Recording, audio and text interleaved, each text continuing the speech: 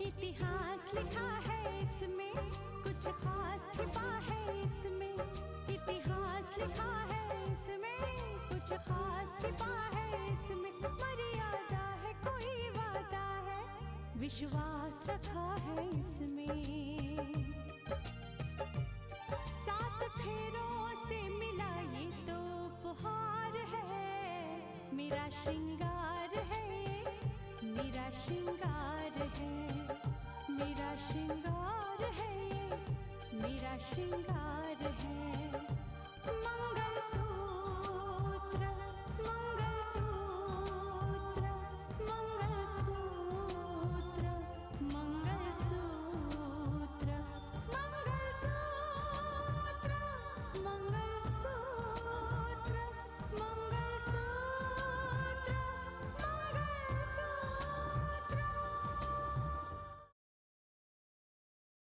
उसका चेहरा तो इस कदर जख्मी हो गया है कि ठीक होने के बाद अगर वह खुद भी अपने आप को आईने में देखेगा तो शायद डर जाएगा।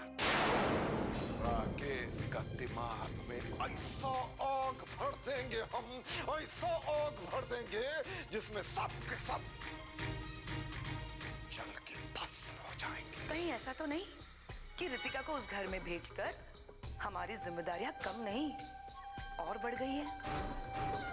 देखो बेटा, पहली बीवी का हक दूसरी बीवी से बढ़कर होता है। अब आयशा की जायज ख्वाहिशों और खुशियों को पूरा करना भी जरूरी है। तुम शायद मेरे भैया को नहीं जानते, पर मेरी भाभी को जरूर जानते होंगे। तुम क्या बात कर रहे हो साक्षी? मुझे कुछ समझ नहीं आ रहा। मैं तुम्हारी भाभी को... मैं अपनी भाभी का परिचय दूं तुम्हें?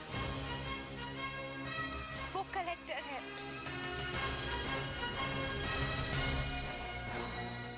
रितिका नाम है उनका।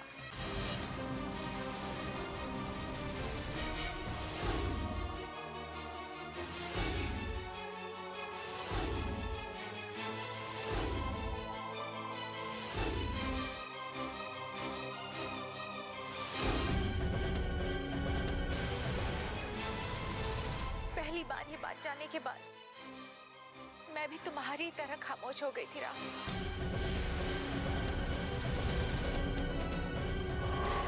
जो आज मेरी भाभी है, कल तुम्हारी भाभी हुआ करती थी।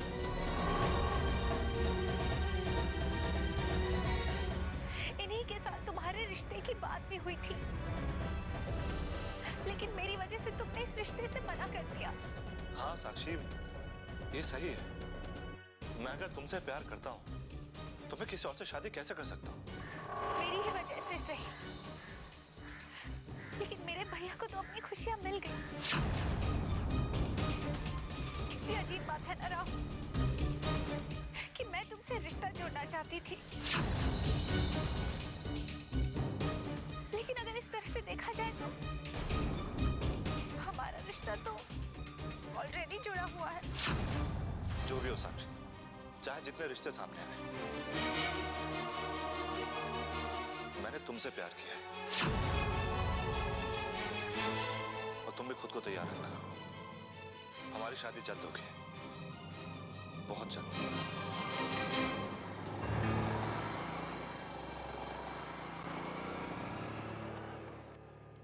राहुल, मैं तुमसे बाद में बात करती हूँ। बाय।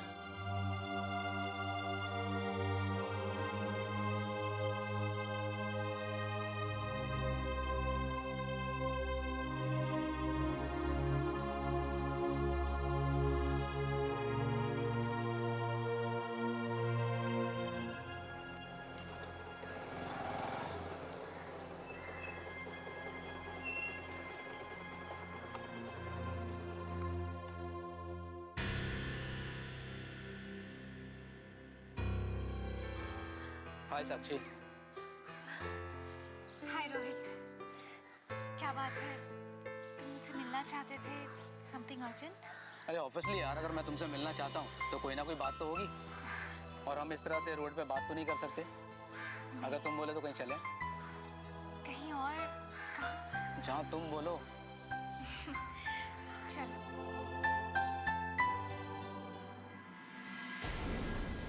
कल की रितिका और आज की रितिका में बहुत फर्क है। जब वो इस घर की बहू बनकर आई थी तब वो कलेक्टर नहीं थी, लेकिन आज वो मैडम कलेक्टर है। हाँ दीदी, जीजा जी बिल्कुल सही कह रहे हैं। क्यों, ये जो कुर्सी की ताकत होती है ना, पावर पावर, ये इंसान को पूरी तरह से बदल के रख देती है। और उसके रंग ढंग, चाल ढाल, तौर तरीके सब कुछ बदल जाते हैं। और यही सब कुछ आपकी बहू के साथ हो रहा है। अगर वो इस घर में दोबारा बहू बनकर आती है तो तुम्हारी नजरों में जो उसकी छवि है ना, वो एक दिन में टूट जाती। मुझे आप लोगों को लगता है, मुझे तो आज भी ऐसा लगता है कि मेरी बहू इतनी काबिल है कि वो जिंदगी का हर फर्ज निभाने की काबिलियत रखती है।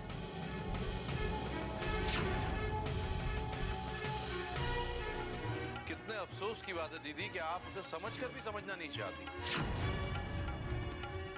सुंदर, इन्हें बताओ कि उसकी नजरों में शादी के क्या मायने हैं? कोई मायने नहीं है।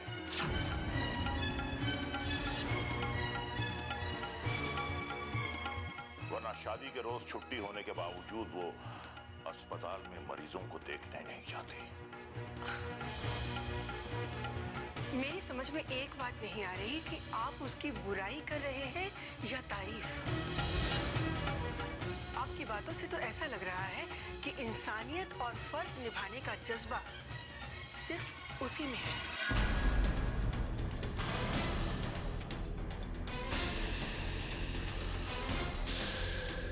जो कि बहुत अच्छी बात है। हाँ बिल्कुल सही कहा आपने। वही तो हम आपसे कह रहे हैं कि उसके अंदर फर्ज और इंसानियत निभाने का जज्बा इतना ज्यादा है, इतना ज्यादा है। पता है कितना? इतना ज्यादा है कि पत्नी और बहू का फर्ज घुट घुट के दम तोड़ रहा है।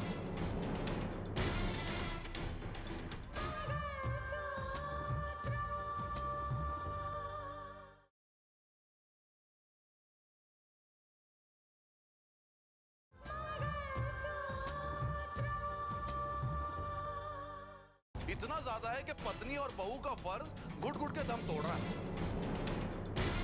छुट्टी होने के बावजूद खुद को हाईलाइट करने के लिए वो अस्पताल पहुंची। उसे तो अपनी ससुराल वालों की परवाह भी नहीं थी। उसे ना वहां इज्जत मिलनी थी और ना ही मिली, क्योंकि अपने साथ वो अस्पताल में कलेक्टर की पावर लेकर तो नहीं जा सकती थी ना। और नतीजा क्या हुआ? मानस के घर का माहौल भी बिल्कुल उस तरह से हो गया जिस तरह से हमारे घर का माहौल हो गया। खराब हो चुका है और उसकी मां घर छोड़कर जा चुकी है। क्या? तुमने तो उसे हमेशा पलकों पर बिठा रखा था ना। और एक बात तुम्हें बता दूं कि मानस के घर का माहौल खराब हो चुका है और मानस की मां घर छोड़कर जा चुकी है।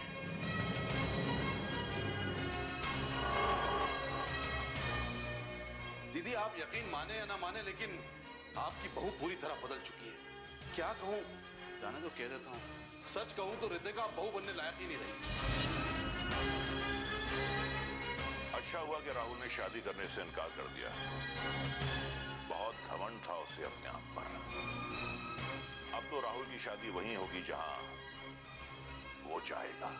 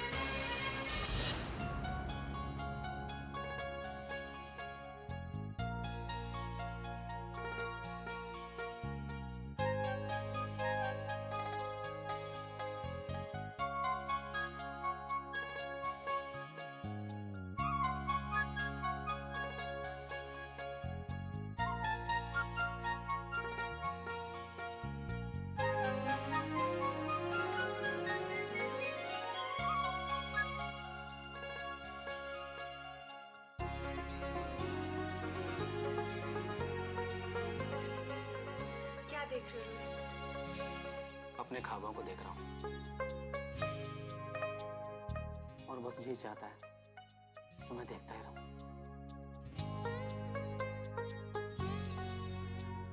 क्या सोचने लगी साक्षी?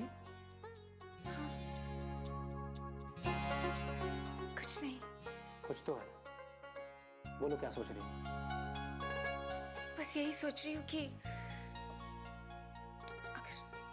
अगर किसी ने हमें यहाँ इस तरह से देख लिया तो क्या सोचेगा? साक्षी, कोई कुछ सोच ही ना पाए, इसलिए मैंने तुम्हें यहाँ मिलने के लिए बुलाया। साक्षी, बहुत दिनों से मेरे दिल में एक बात थी जो मैंने बहुत पहले से छुपा रखी थी, लेकिन अब और नहीं दबा सकता मैं तुमसे अपने दिल की बात कहना चाहता हूँ।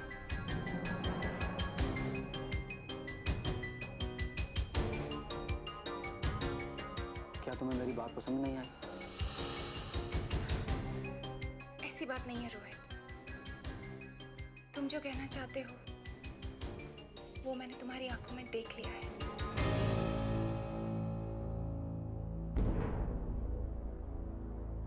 रोहित, तुम कुछ भी कहो, उससे पहले मैं तुमसे कुछ कहना चाहती हूँ।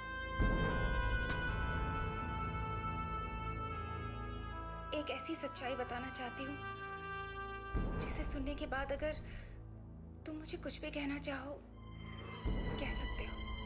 मैं कुछ नहीं सुनना चाहता, बस वो कहना चाहता हूँ जो मैं कहने आया हूँ। लेकिन रोहित, मैं... तुम यही कहना चाहती हो ना कि तुम्हें पहले कोई और चाहता था, तुमसे कोई और प्यार करता था?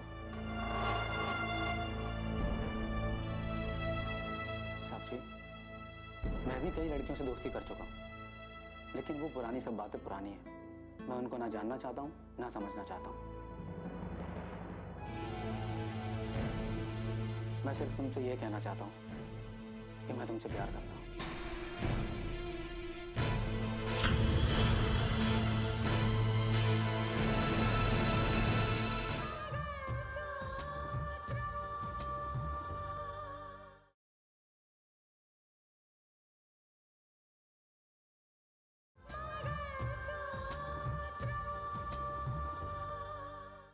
मैं सिर्फ तुमसे ये कहना चाहता हूँ कि मैं तुमसे प्यार करता हूँ।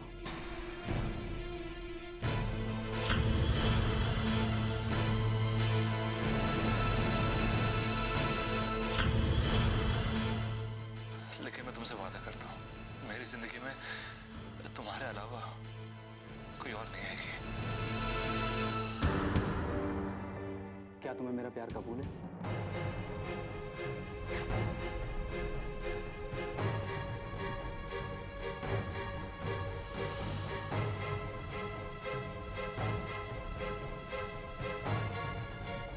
साक्षी, जवाब दो, क्या तुम्हें भी मुझसे प्यार है?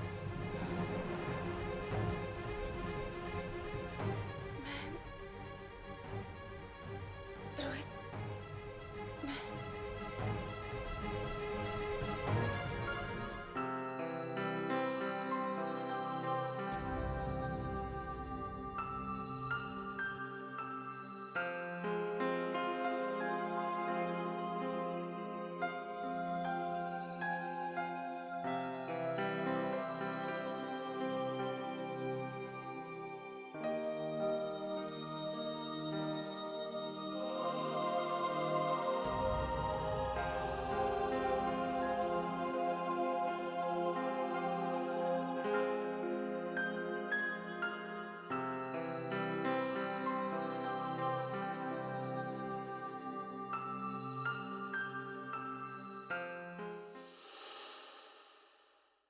शिवराम जी, ये तो मेरे लिए बड़ी खुशी की बात है कि उसकी जान बच गई। अगर उसे कुछ हो जाता ना तो मैं अपने आप को कभी माफ नहीं कर पाता कि उसे इलाज के लिए शहर लाने के लिए मैंने ही कहा था। अरे नहीं जज साहब, आपका कौन सा कसूर है? बल्कि तो आपका बड़प्पन है।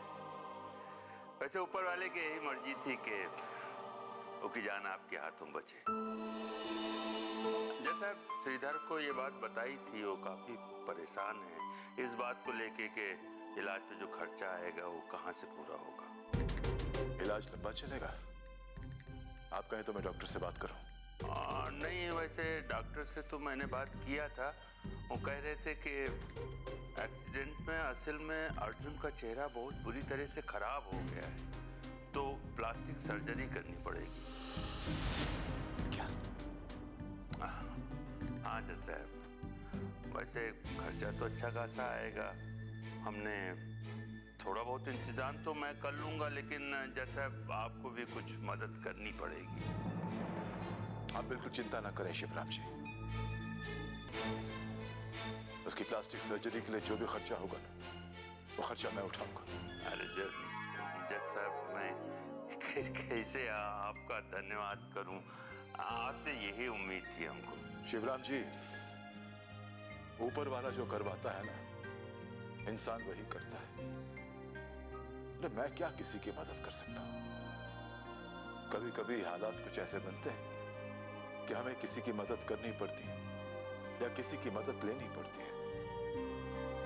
और सच मानिए तो मैं इसे मदद नहीं समझता। पता नहीं किस जन्म का ऐसा कौन सा कर्ज है जो मैं उस लड़के का चुका रहा हूं। अब देखिए ना, उसका एक्सीडेंट मेरे घर के सामने हुआ। मैं तो उस लड़के को जानता भी नहीं, फिर भी मैं पता नहीं कौन सा रिश्ता है या कैसा रिश्ता है उस लड़के के साथ मेरा। आप बिल्कुल फिक्र ना करें, जो कुछ भी करना होगा ना, मैं सब करूंगा। सही कह रहे हैं आप, बिल्कुल सही कह रहे हैं जज साहब। अच्छा, नमस्कार। जी नमस्कार।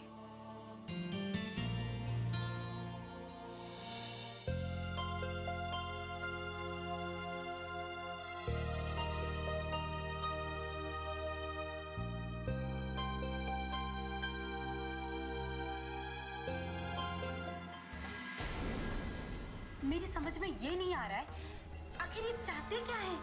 अगर इन्हें पता है कि राकेश जिंदा है, तो फिर ये अपना वक्त क्यों बर्बाद कर रहे हैं? इससे पहले कि वो इनके लिए कोई खतरा बन जाए, उसे रास्ते से हटा देना चाहिए, यही कहना चाहती है ना आप? हाँ, मैं बिल्कुल यही कहना चाहती हूँ, क्योंकि कल को दुनिया के सामने राकेश ये नहीं कह दे कि उसे कानून के जाल में फंसाने वाले कोई और नहीं, सिर्फ यही है। इस बात की फिक्र आप बिल्कुल मत कीजिए, क्योंकि इस बारे में सर से मेरी बात हो चुकी है। राकेश ये कभी नहीं बता पाएगा कि उसे जाल में फंसाने वाला था कौन, क्योंकि ये वो खुद नहीं जानता।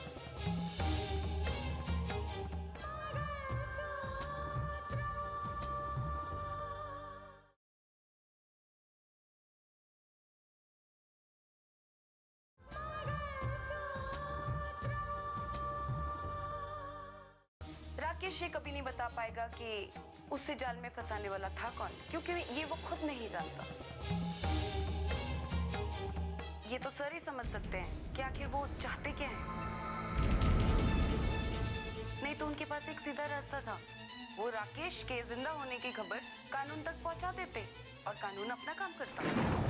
मैं तो अभी तक यही सोच रही थी कि राकेश की याददाश्त जा चुकी है, इसीलिए उसे कानून के हवाले करना ही नहीं चाहते। अब तो राकेश की याददाश्त भी वापस आ चुकी है, लेकिन क्यों वो इस बात को छुपा के रखना चाहता है? मुझे लगता है कि उसे इस बात का डर है कि अगर ये बात कानून तक पहुंच गई, कानून फिर से उसे फांसी तक पहुंचा देगा। लेकिन मैडम, उसे अब तो कोई पहचान भी नहीं सकता है।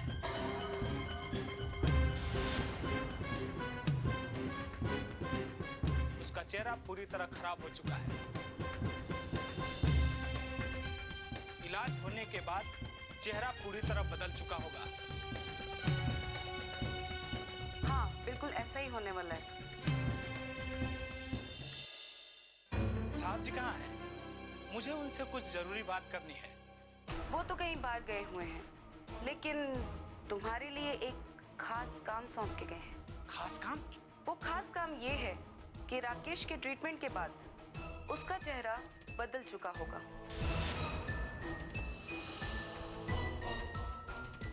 सर ये चाहते हैं कि उसके बदले हुए चेहरे की तस्वीरें तुम खींच के लाओ। ये काम तुम अपने मोबाइल से भी कर सकते हो, जैसे भी तुम चाहो।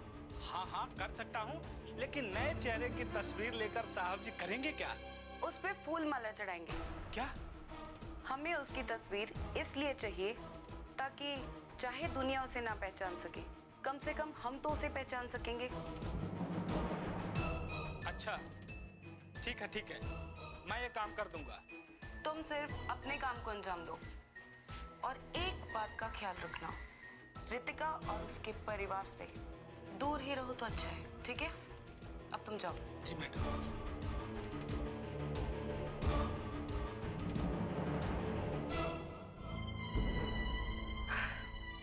आप चिंता मत कीजिए, सब ठीक हो जाएगा, विश्वास रखिए।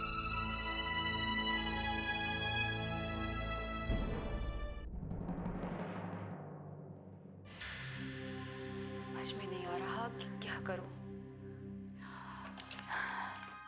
राकेश के केस को लेकर हमारे पास सारी इंफॉर्मेशन है, सब लोगों के नाम हमारे सामने आ चुके हैं, लेकिन समझ में नहीं आ रहा कि उनसे सच्चाई कैसे उगलवाया जाए। मैडम इतनी जानकारी होने के बावजूद आप ऐसी बात कर रही हैं। अरे मैडम, अगर आप चाहें तो सबके हाथों में हथकड़ियां होंगी और महज एक दिन के अंदर हर आदमी सच्चाई उगलने पे मजबूर हो जाएगा मैडम। नहीं, आप जो कह रहे हो ना वो मैं नहीं कर सकती।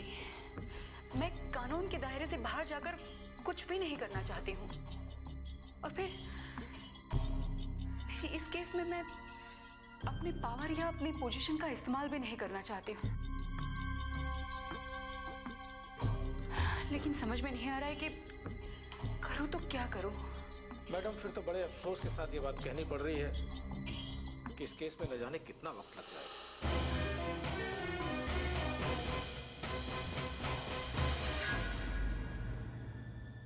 धागे से बंधा इसमें संसार है, पिया का